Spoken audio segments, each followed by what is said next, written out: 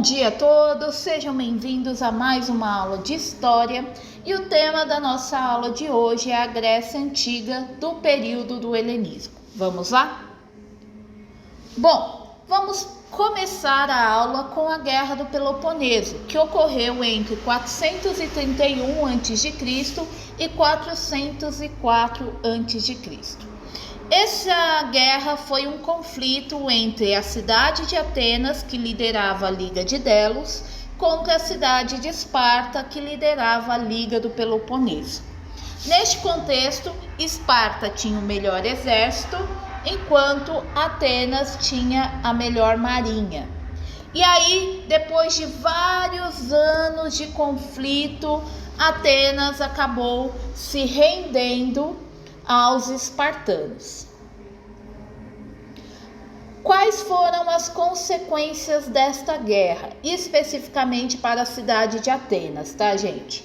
Nós temos o fim da hegemonia ateniense, então Atenas deixa de ser a principal cidade do mundo grego e também perde o seu sistema democrático. Por quê? Após a guerra, vai ser implantado na cidade de Atenas o chamado governo dos 30 tiranos sob o comando dos espartanos. No final das contas, o grande vencedor dessa guerra acabou sendo os persas, que conseguiram finalmente destruir a cidade de Atenas.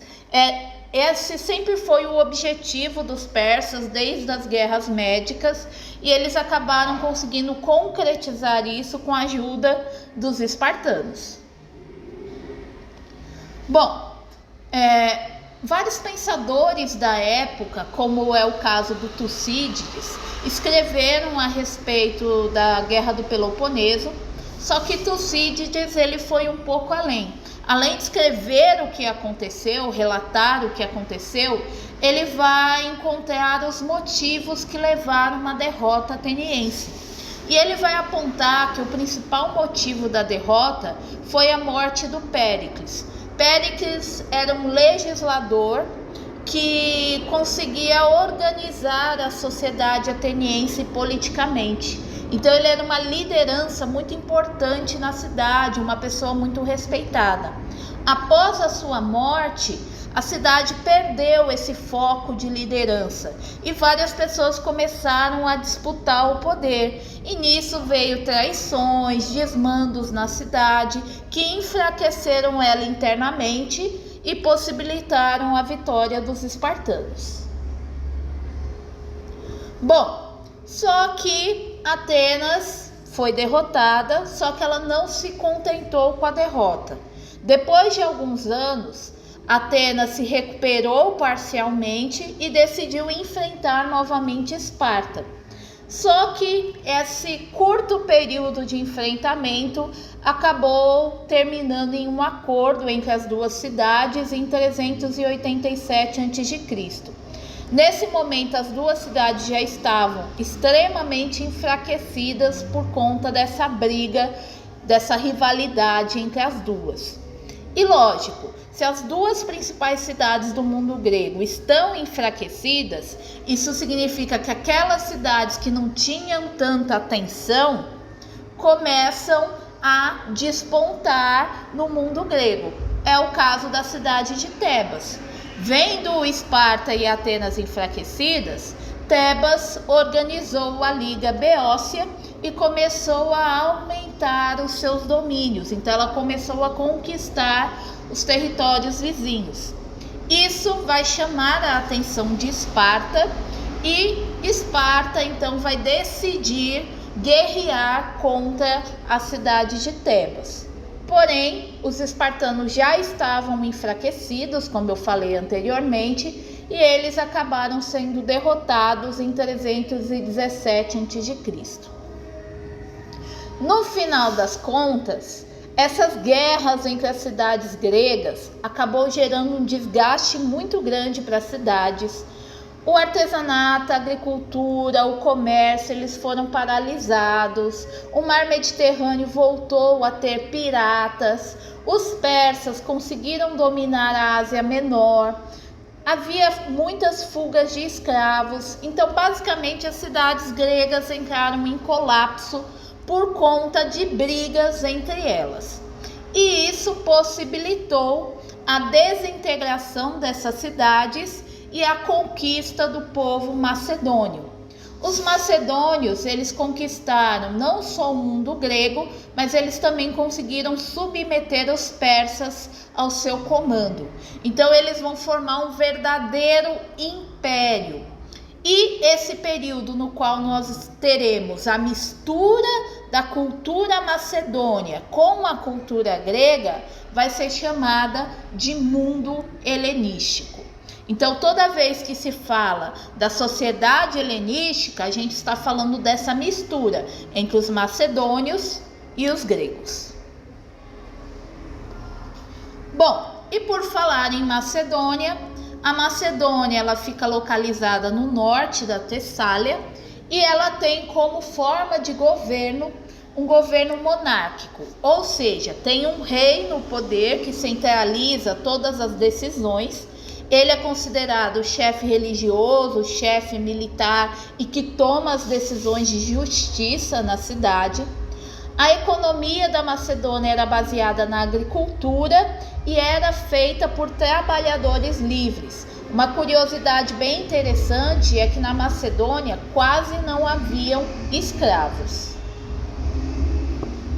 E aí, com relação ao governo da Macedônia, a gente precisa destacar dois governos. O primeiro governo é o do Filipe II, é ele que vai iniciar o processo de expansão da Macedônia, porque ele buscava uma saída para o mar. A Macedônia era um território cercado por terra e isso prejudicava, de certa forma, um desenvolvimento comercial na região. Então ele estava buscando conquistar territórios para que ele tivesse acesso ao mar. E aí em 346 a.C., Atenas, mesmo sabendo desse processo de expansão da Macedônia e se sentindo ameaçada, ela acaba assinando um tratado de paz, mesmo porque ela estava enfrentando conflitos internos dentro da sua cidade.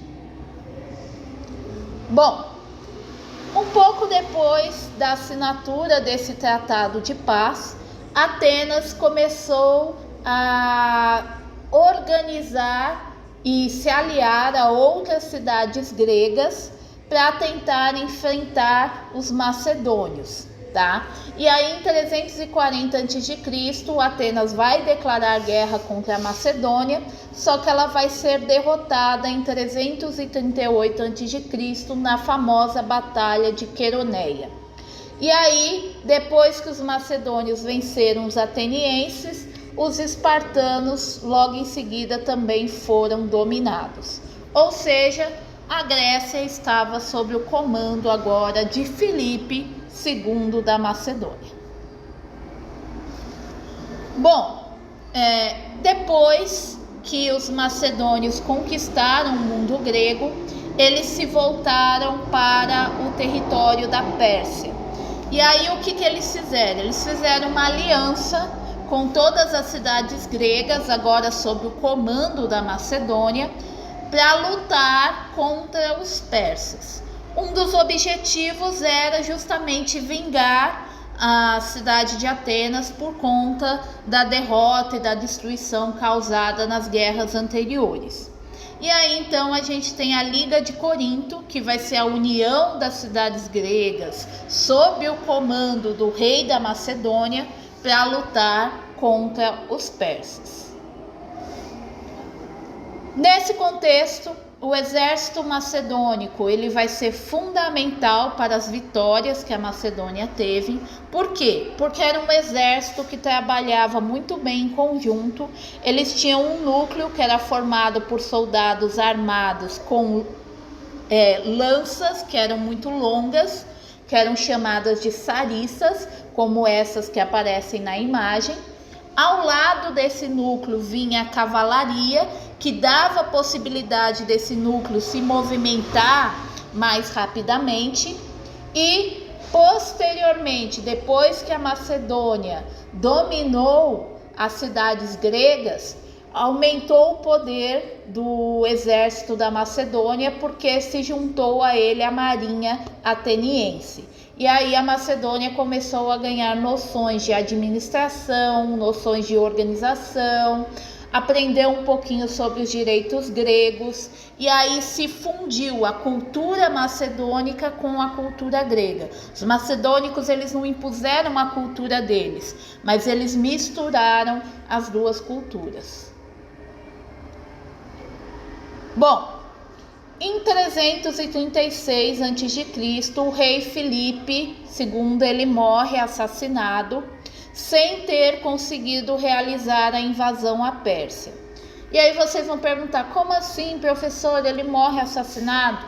Sim, acredita-se que Pausânias atacou Filipe porque ele não fez nada ao saber que Pausânias havia sido violentado pelos homens de Átalo, como descreve Aristóteles. Então, basicamente, o Pausânias teria pedido ajuda para o Filipe, por ele ter sido violentado, e o Filipe acabou protegendo um dos seus generais, que era o Átalo, e em um dos eventos que o Filipe acabou se pronunciando, redigindo, ele acabou sendo assassinado pelo Pausânias.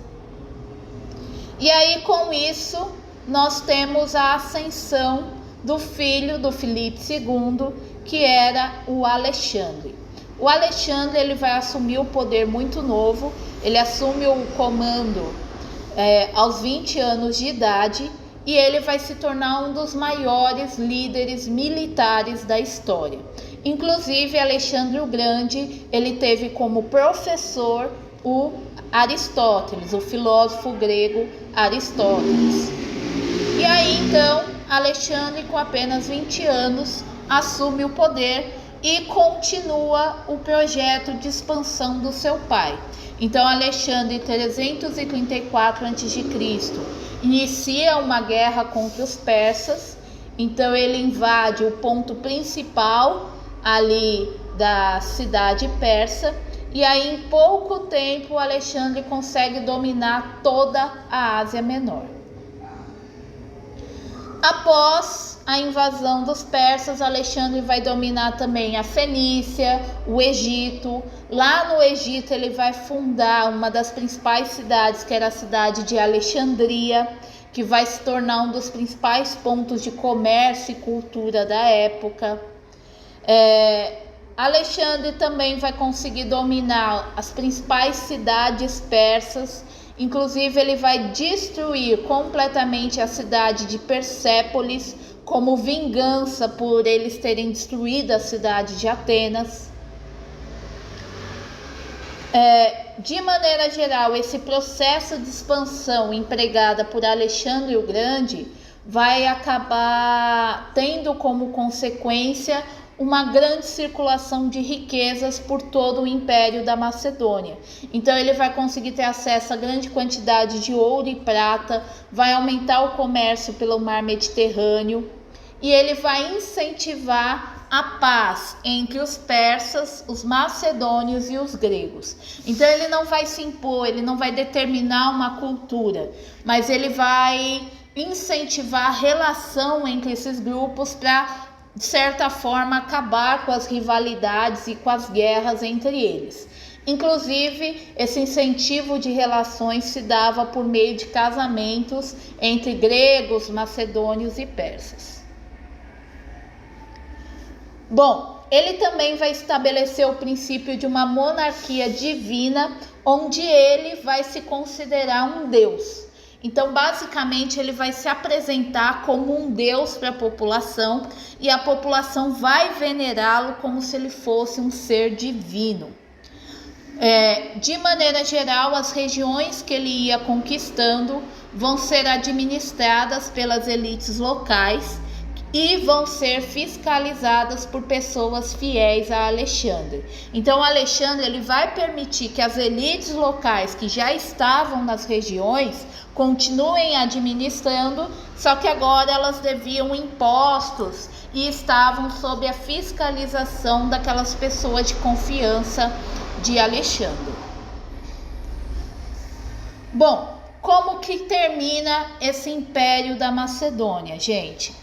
Vai terminar com a morte de Alexandre o Grande. Alexandre ele vai morrer em 324 a.C., aos 33 anos de idade, e o império dele vai acabar sendo dividido entre os generais de Alexandre o Grande. Então o império ele vai ser dividido em 4 partes. Uma parte vai ser a Mesopotâmia, o Egito, a Ásia Menor e a Grécia. E cada parte vai ficar sob um comando de um dos generais de Alexandre o Grande. Então esses generais eles não tinham a mesma autoridade, o mesmo conhecimento que Alexandre o Grande tinha, e eles vão acabar em pouco tempo perdendo esses territórios que foram herdados através da morte de Alexandre o Grande. Bom, gente, por hoje é só. Espero que vocês tenham gostado da aula. Se cuidem e até a próxima.